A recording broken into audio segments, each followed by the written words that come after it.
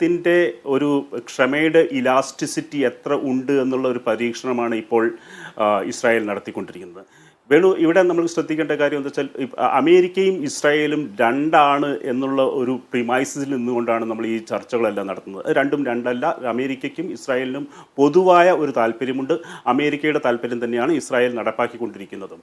ഇത് പറഞ്ഞു വെക്കുമ്പോൾ തന്നെ ഇപ്പോൾ രണ്ട് യുദ്ധം നിർത്താം എന്ന പ്രോമിസ് കൂടെയാണ് ട്രംപ് കടന്നു വന്നത്. ആ രണ്ട് യുദ്ധവും നിന്നിട്ടില്ല. അപ്പം കഴിയുന്നത്ര വേഗത്തിൽ ഏതെങ്കിലും ഒരു യുദ്ധത്തിനെങ്കിലും ഒരു ഭാഗികമായ പരിഹാരമെങ്കിലും ഉണ്ടാക്കാൻ സാധിക്കുകയാണെങ്കിൽ അത് ട്രംപിനെ സംബന്ധിച്ചിടത്തോളം ഒരു വിജയം ആഘോഷിക്കാനുള്ള വേദിയായി മാറും.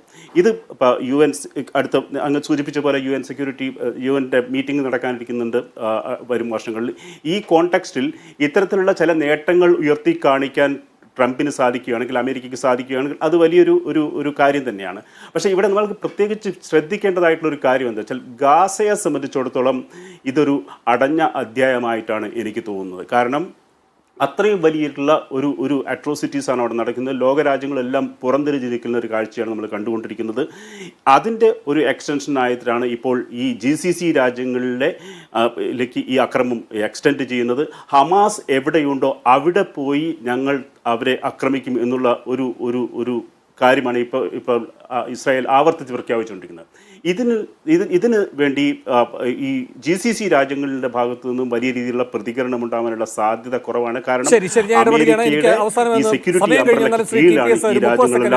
അങ്ങേക്ക് നേരിട്ടറിയുന്നൊരു മേഖലയാണല്ലോ ഈ UN ജനറൽ അസംബ്ലിയിൽ ഏതാനും ദിവസങ്ങൾക്കകം ചേരാൻ പോകുന്ന പ്രത്യേക സമ്മേളനത്തിൽ എന്തെങ്കിലും ഒരു പ്രതികരണവും പ്രതിഫലനവും ഉണ്ടാകുമെന്ന് കരുതാമോ? വളരെ ചുരുക്കി സാർ.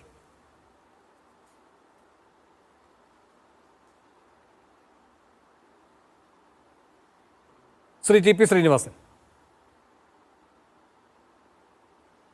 ഇല്ല, ജനറൽ അസംബ്ലിയിൽ എന്ത് തീരുമാനമെടുത്താലും അതിന് യാതൊരു ലീഗൽ ബൈൻഡിങ് ആയിട്ടുള്ളതല്ലെന്ന് നമുക്കെല്ലാം അറിയാം. ഇതിലെന്തെങ്കിലും പ്രശ്നം പരിഹരിക്കണം എന്നുണ്ടെങ്കിൽ സെക്യൂരിറ്റി കൗൺസിലിലേക്കാണ് പോകേണ്ടത്. അവിടെ വീറ്റോ ചെയ്യും എന്നുള്ളതിന് യാതൊരു സംശയവുമില്ല. അതുകൊണ്ട് ഐക്യരാഷ്ട്ര സംഘടന ഇപ്പോൾ ഒരു മോറിബണ്ടായിട്ട് ഏകദേശം ഇൻഇഫക്റ്റീവായിട്ടിരിക്കുകയാണ്. അപ്പോൾ അതിൽ നിന്ന് നമുക്കൊന്നും പ്രതീക്ഷിക്കാനില്ല.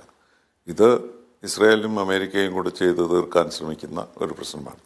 ഐക്യരാഷ്ട്ര സംഘടന മുമ്പിൽ അവരത് ഒരു ജനറൽ അസംബ്ലിയിലൊരു പ്രമേയം പാസ്സാക്കാൻ പ്രയാസമില്ല. അതുകൊണ്ട് ഒരു മോറൽ ഫോഴ്സ് എന്നുള്ളത് അതിന് യാതൊരു പ്രസക്തിയുമില്ല. ശരി, ഞാൻ ഇടപെടുകയാണ്. എന്തായാലും ഒരു കാര്യം അപ്പോൾ തീർച്ചയാവുകയാണ്. ഒരു പരമാധികാര രാഷ്ട്രത്തെയാണ് ആക്രമിച്ചിരിക്കുന്നത്, അത് ഭീകരപ്രവർത്തനമാണ് എന്ന് ഖത്തർ വിശേഷിപ്പിക്കുന്നിടത്ത് നിന്നുകൂടാ കാര്യങ്ങൾ. GCCയുടെ ശക്തമായ പ്രതികരണം ഉയരേണ്ടതുണ്ട്. ഒപ്പം ഇന്ത്യ, നേരത്തെ സജി മാർക്കോസും പറയുകയുണ്ടായി, ഇതിൽ ഏതെങ്കിലും ഒരു രാജ്യത്തിനോ ഏതെങ്കിലും ഒരു വിഭാഗത്തിനോ മാത്രമല്ല ഉത്തരവാദിത്തം. ഗാസ ഈ രൂപത്തിലായതിന് ഓരോരുത്തർക്കും ഉത്തരവാദിത്തമുണ്ട്, ഇന്ത്യക്കും ഉത്തരവാദിത്തമുണ്ട്.